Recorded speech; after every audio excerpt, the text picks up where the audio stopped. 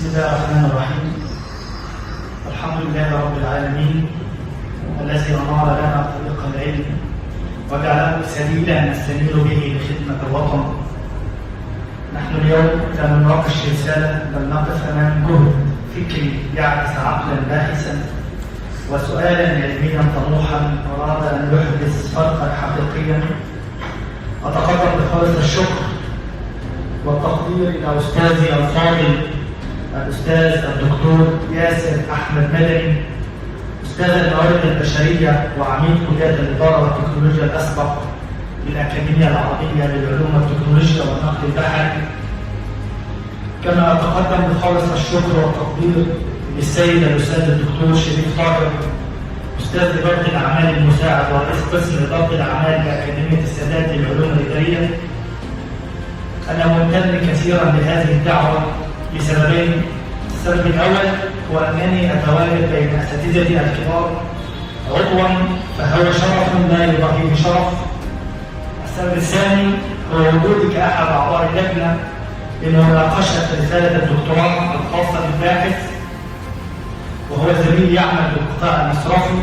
وأهم ما يميز هذا القطاع أن البحث فيه عن مبدأ الممارسات الدولية لا تنتهي، فكم أكون سعيدا وشغوفا حينما أطلع أو أناقش بحثا جديدا يسهم في تطوير هذا القطاع الوطني الكبير. إنني أتقدم للباحث بالتقدير نتيجة حجم الجهد المبذول بخروج هذا البحث على هذا النحو. كما أود أن أشير أن الملاحظات التي تم الوقوف عليها هي بغرض التنقيح، وأتمنى أن يتسع صدر الباحث لهذه الملاحظات. العنوان: الجودة الشاملة وتأثيرها على ربحية البنوك التجارية العاملة في مصر بالتطبيق على البنك الأهلي المصري.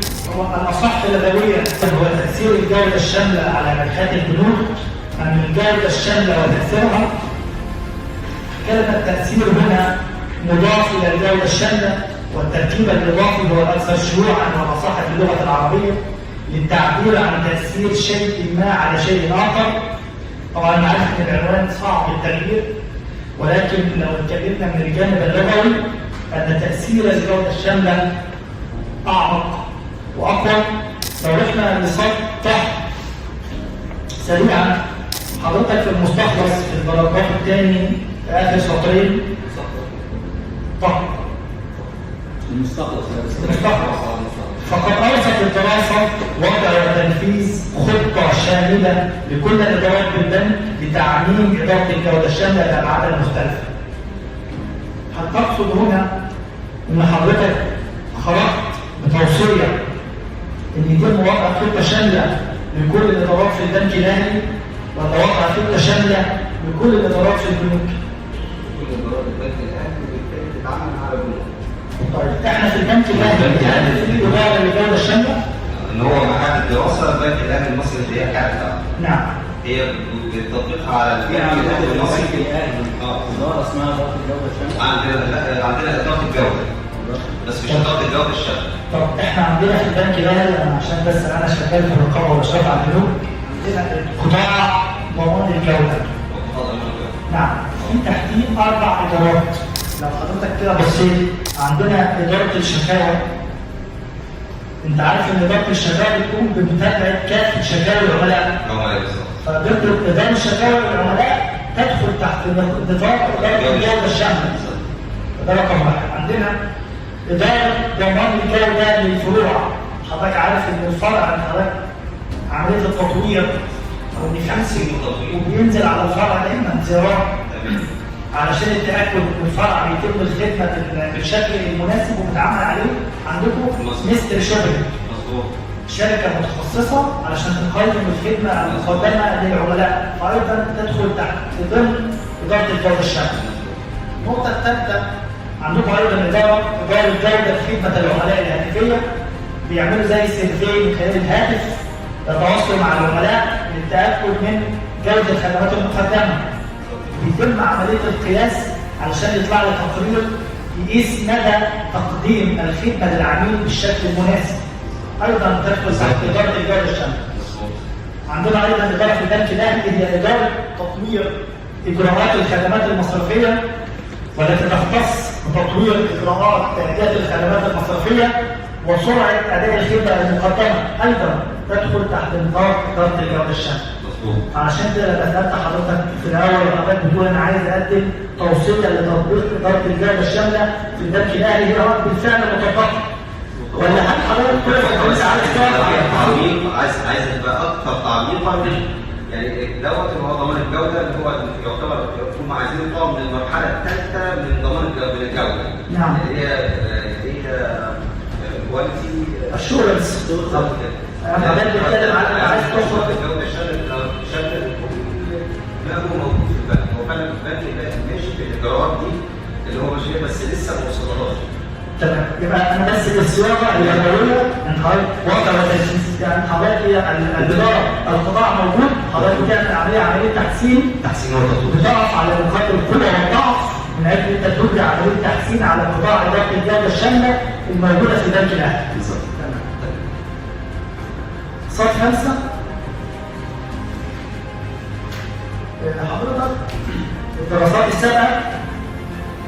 الدراسات السابقة حضرتك التي تناولت إدارة الجودة الشاملة، أنا لقيت إن الدراسات السابقة كلها معظمها من العراق وليبيا والسعودية والإمارات.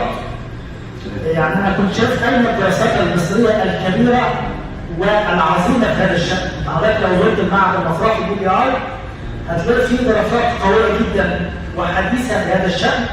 ولو حضرتك دخلت على بنك المعرفة المصري BKB هتلاقي دراسات كبيرة جدا لمصريين وأساتذة متميزين جدا. رقم 2 حضرتك لما عرضت الدراسات السابقة كنت أتمنى يتم وضع جدول العنوان جهة التطبيق المتغيرات النتائج ومدى الاختلاف بين الدراسة السابقة ودراسة حضرتك الحالية. هل هناك متغيرات؟ أنا كنت بقول تبقى في جدول كل دراسة على حاجة بحيث ان انت تبقى عارف الدراسة دي ده ريفرنس. هل هناك متغير ما هذه الدراسة السابقة قد تجاهلت هذا المتغير وحضرتك عندك متغير جديد، ولا هي جهة التطبيق مختلفة وحضرتك بتطبق على جهة مختلفة، ولا أن التوقيت الزمني مختلف؟ نعم. لو أيضا الدراسات المتعلقة بالربحية لو احنا طبقنا نفس الموضوع ده هيبقى أفضل.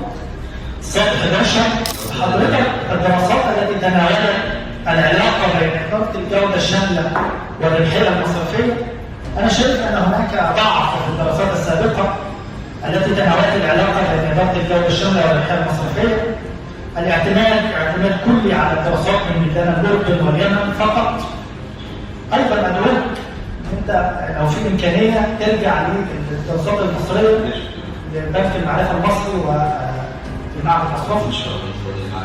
صفحة رقم 15 طبعا هو التدقيق اللغوي، أنا عشان وقت ساعتك التدقيق اللغوي احنا لو حضرتك تستعين بمدقق لغة عربية لأن علامات التدقيق والجمل والصياغات تحتاج إلى إعادة تدقيق.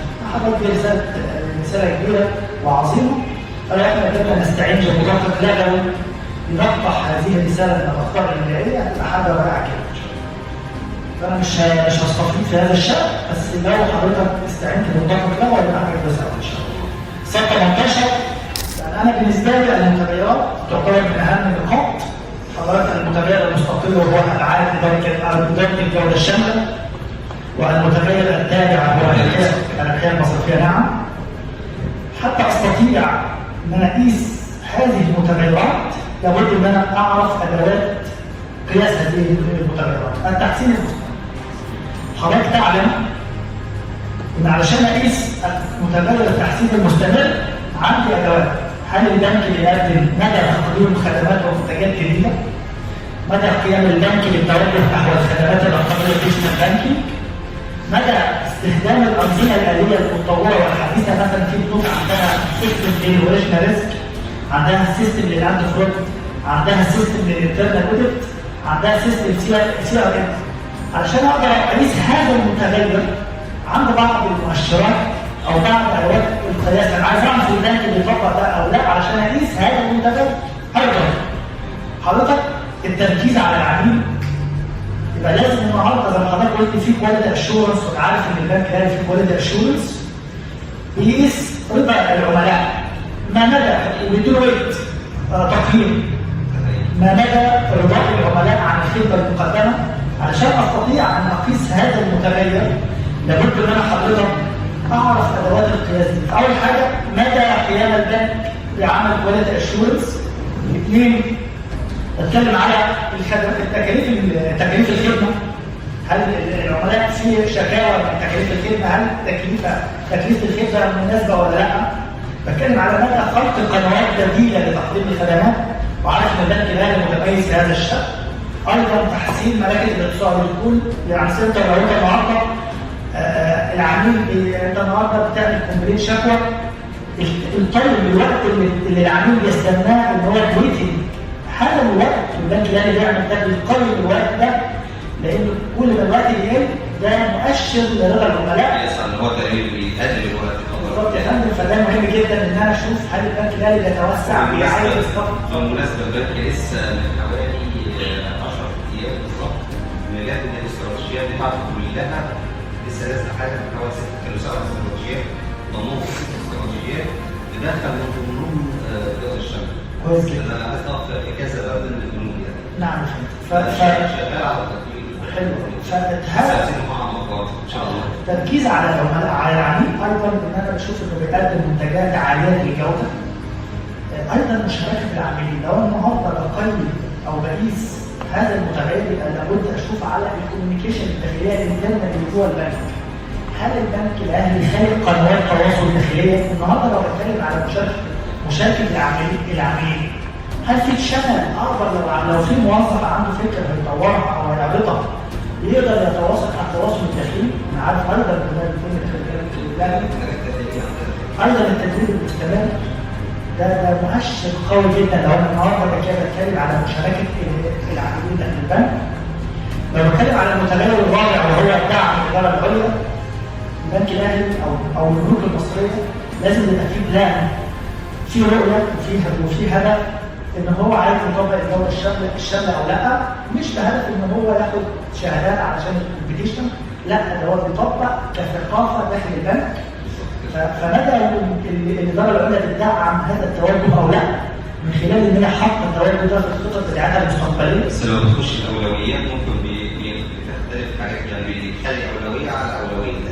هي فلسفه الجوده الشامله مش اولويه، لان ده حاجه اساسيه. زي ما ساعتك قلت ان ديت بتاثر على كل نواحي البنك، على رضا العميل، جوده الخدمه المقدمه، على ايضا ان هو يحقق ارباح. ولو مفيش جوده شامله انا هروح ادور على بنك تاني يلبي لي رغباتي بشكل مختلف. فدي يعني دي تقول بريورتي اولويه. ايضا هل الاداره العليا بتوفر الموارد سواء موارد تعليميه او ماديه علشان تطبق ثقافه الجوده الشامله؟ انا اقصد اقول لك كل هذه الادوات مهمه جدا علشان انا اقدر اقيس هذه المتغيرات. انت حضرتك في صفحه رقم 20 تفضلت وقلت الحدود الشخصيه في اول صفحه فوق، قلت يعتبر المجال التطبيقي للدراسه هو مجال العمل الباحث، مما ساعد الباحث في الحصول على البيانات بخلاف الخبره البحثيه العمليه. لو النهارده حضرتك بتتكلم على بيانات، فالنهارده انا متفائل ان حضرتك قعدت مع رئيس قطاع اداره الجوده في البنك الاهلي، وحضرتك قدرت تقف على مؤشرات رضا العملاء، حضرتك قدرت تقف على عدد الشكاوي المقدمه وطريقه حلها، حضرتك قدرت تقف على تقارير الميستري شوبنج اللي اتعمل عندكم علشان تقيس هل الفروع بتقدم الخدمه المطلوبه او لا. هل حضرتك حصلت على هذه البيانات؟ من مسؤول الوظيفي الدراسه. نعم. مهم جدا. حضرتك بتقول ايضا في صفحه في وحده المعاينه ان حضرتك تتمثل ان حضرتك بتطبق على جميع الادارات الرئيسيه في البنك. انا كنت ارى ان انت تحدد الادارات التي لها علاقه مباشره باداره الجوده، زي مثلا اداره رضاء العملاء اللي اسعدتك، اداره الشكاوى، قطاع التطوير، اداره السياسات واجراءات العمل. هذه الادارات هي هو كان عايز يكتبهم وانا اعترضت على كتابتكم نعم. نظرا لان في بعض الادارات هتتعسف في موضوع اعطاء البيانات. نعم. وبالتالي قلنا ما نحددش الادارات علشان نسيبها مفتوحه، الادارات اللي تجيب منها والادارات في ناس تقول لك ايه انا مش هقدر اطلع بيانات سريه. نعم.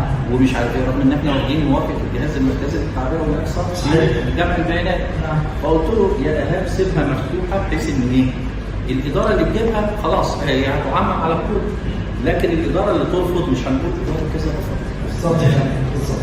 تمام. طيب حضرتك يا استاذ ايهاب عندك صوت رقم 23 ابعاد اداره الجوده الشامله. حضرتك سوري عفوا 33 ابعاد اداره الجوده الشامله.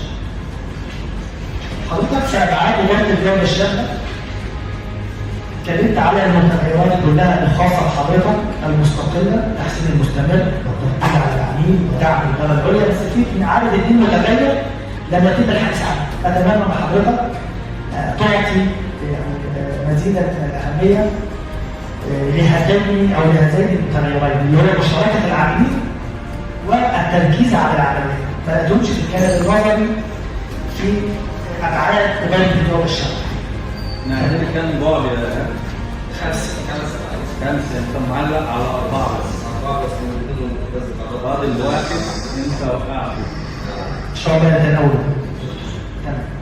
انا بس سؤال يعني هو حضرتك قلت كمتغير تابع الربحيه، ليه ما قلتش الاداء المالي؟ علشان ليه الاداء المالي؟ ليه ما قلتش ان انا بشوف تاثير ابعاد الجوده الشامله على الاداء المالي للبنك الاهلي المصري؟ ليه خدت مؤشر الاداء الربحيه وما خدش الاداء المالي؟ باعتبار ان هي اهم استراتيجيه موجوده في استراتيجيات البنك. نعم. ولان الربحيه هي اساس استمرار اي منشاه في اي مكان. الاداء المالي انا عارف ان هو هيبقى شامل. نعم. طيب النقطه الثانيه ليه حضرتك الربحيه كمساند. طيب اوكي ليه حضرتك طبعا الربحيه احنا عندنا البنك الاهلي والبنوك بتعلن عن الربحيه. حضرتك لو جبت اخر 5 قوائم ماليه هتلاقي مؤشر الربحيه. ليه ما استعناش ان هم والله البنك الاهلي لما بيطور في عمليه اداره الجوده الشامله وعمل كواليتي اشورنس وعمل ميستري شوبينج وبيطور في الفروع مؤشر الربحيه تتحسن او لا؟ دي كانت هتديك دلاله قاطعه على الموضوع ده. تمام. يعني سريعا عشان انا عارف ان الوقت يعني بسرعه. لو ساعتك صوت 68 حضرتك اتكلمت على التوصيات وعرضها بشكل قوي جدا. لو احنا النهارده اتكلمنا على التوصيه الاولى هو قيام الاداره العليا في البنك بتشجيع الموظفين بالاخذ باسلوب فرق العمل الجماعيه لتحديد المشاكل داخل البنك وايجاد السبل الضروريه لحل تلك المشاكل.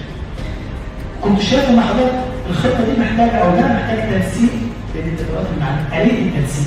حضرتك طبعا البنك وعارف ان بيبقى في كده تنسيق بين الادارات المعنيه، كل اداره الدور بتاعها. يعني الاداره العليا هنا هتعمل ايه؟ يبقى عندها تحط استراتيجي، تحط بلان، هتدعم ثقافه الجوده الشامله منهم. لازم في التوصيه اشوف اسلوب التنسيق بين الجهات المعنيه لتنفيذ هذه التوصيه على ارض الواقع. ممكن ايضا النقطه رقم 2 كل توصيه لها كده. هل حضرتك النهارده ساعات النهارده البنك يقول انا مش هقدر انفذ التوصيه دي لما البنك المركزي يديله توصيه يقول انا مش هقدر انفذ هذه التوصيه لان التكاليف اكبر من العقد فباجلها. انا مش بقول لك مش هنفذها على طول، لا انا هوقف تنفيذ هذه التوصيه في الوقت الحالي ولكن بوعدك في وقت ما هقدر انفذ هذا الفتره. مهم جدا احط التكلفه. هل انا اقدر ان انا اقف عليها او لا ولا اسيبها لجهات الاختصاص هي اللي تفضل التكلفه. ده رقم 1. رقم 2 حضرتك قلت في التوصيه رقم 4 وضع وتنفيذ خطه شامله لكل الادارات البنك لتعميم هي الادارات المعممه. حضرتك تفضلت قلت ان هم عملوها. لا حضرتك بس بتقف على القصور في التطبيق. البنك الاهلي طبعا مفيش حاجه مثاليه. فحضرتك قدرت تقول ان انت بتقف على بتقول مثلا ان عندهم زحمه في الفروع اللي بتقدم الخدمه. ده قصور. تقول ده احنا لما شفنا لقينا ان العملاء بتقعد في الفرع لحد الساعه 5 ففي تكدس. ايضا مفيش باركينج قدام الفرع فالناس عندها مشكله. الناس بتقف في الكول سنتر بتستنى 5 دقايق لحد ما الخدمه تتلقاها. واحنا النهارده هي مطبقه، ولكن حضرتك انت بتسعى الى التحسين في التطبيق من خلال الحاجات اللي حضرتك رصدتها، المعوقات الموجوده في البنك الاهلي. يعني النقطه الاخيره في المراجع، انا حضرتك حصلت المراجع العربيه، حضرتك استعنت ب 22 مرجع، لقيت من ضمنهم 17 مرجع من العراق والسعوديه وليبيا والاردن واليمن. لا يعني لا عندنا اساتذه كبار وعظماء اكيد طبعا مش عاملين شغل راجع في هذا الموضوع. ما احنا لا نقلل من الدول العربيه من السعوديه والمغرب، لا، ولكن يعني المراجع المصريه قويه وفيها جهد مبذول، وحتى هتقول لك الواقع التطبيقي في مصر عامل ازاي. طبعا المراجع الاجنبيه فقيره جدا، مفيش ولا مرجع حديث، ومفيش اي مراجع بتتناول تاثير اداره الاداره الشامله على الحيطه البنوك بشكل عام. فاتمنى من حضرتك ان انت تراجع البنوك يعني المراجع والحدث. ايضا موضوع التحقيق النبوي ان شاء الله اتمنى لك يعني التوفيق. ومره ثانيه بشكر اقول ان انا قاعد يعني مع حضرتك النهارده. شكرا. قرار لجنه الحكم والمناقشه حوكل الدكتور عوض للقراءات. بسم الله الرحمن الرحيم. قرار لجنه الحكم على الرساله المقدمه درجه الدكتوراه المهنيه في اداره الاعمال DBA تخصص اداره البنوك الباحث إيهاب احمد مصطفى احمد في تمام الساعه 12:10 ظهرا من يوم الاربعاء الموافق 16/7/2025.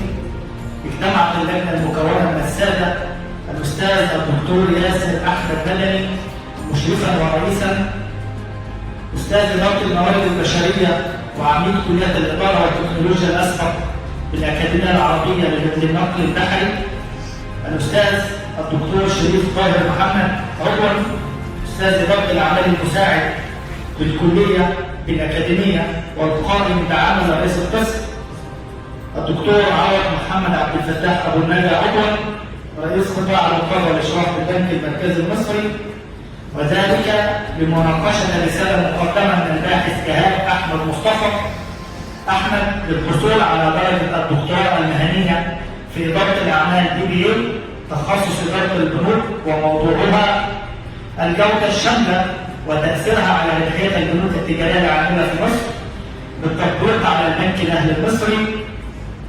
وقد استغرقت المناقشه عدد 2 ساعه، وبعد المناقشه اختلت اللجنه بالمداوله وقررت ان الرساله المقدمه من الباحث إيهاب احمد مصطفى احمد يرقى للحصول على درجه الدكتوراه المهنيه في اداره الاعمال DBA تخصص اداره البنوك، واقترحت منح الباحث إيهاب احمد مصطفى احمد درجه الدكتوراه المهنيه في اداره الاعمال DBA تخصص اداره البنوك.